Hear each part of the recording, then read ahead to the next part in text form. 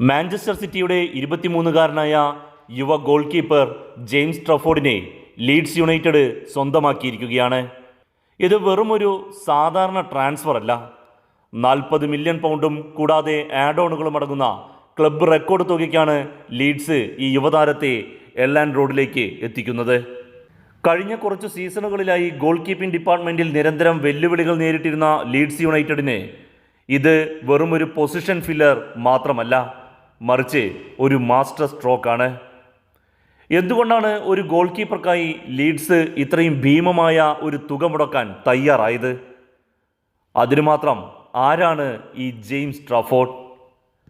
James Trafford എന്ന പേര് കേൾക്കുമ്പോൾ ഏതൊരു ഫുട്ബോൾ പ്രേമിയുടെയും മനസ്സിലേക്ക് ആദ്യം ഓടിയെത്തുന്നത് 2023 യൂറോപ്യൻ അണ്ടർ 21 ചാമ്പ്യൻഷിപ്പ് ഫൈനലായിരിക്കും.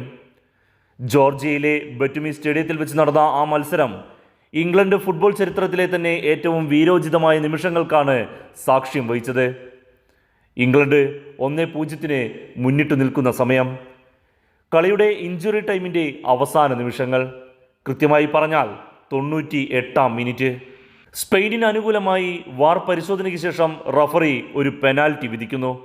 ഇംഗ്ലീഷ് ആരാധകർ മുഴുവൻ നിരാശയുടെ മുനമ്പിലായി.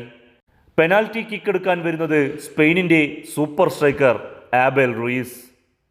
ആ നിമിഷത്തിൽ ജെയിംസ് ട്രഫോർഡിൻ്റെ ചുമലിലുണ്ടായിരുന്നത് ഒരു രാജ്യത്തിൻ്റെ മുഴുവൻ പ്രതീക്ഷകളായിരുന്നു. റൂയിസ് പെനാൽറ്റി കിക്ക് എടുത്തു. തൻ്റെ വലതുവശത്തേക്ക് ട്രാഫോർഡ് മനോഹരമായി ഡൈവ് ചെയ്ത് ആ ബോൾ തടഞ്ഞിട്ടു.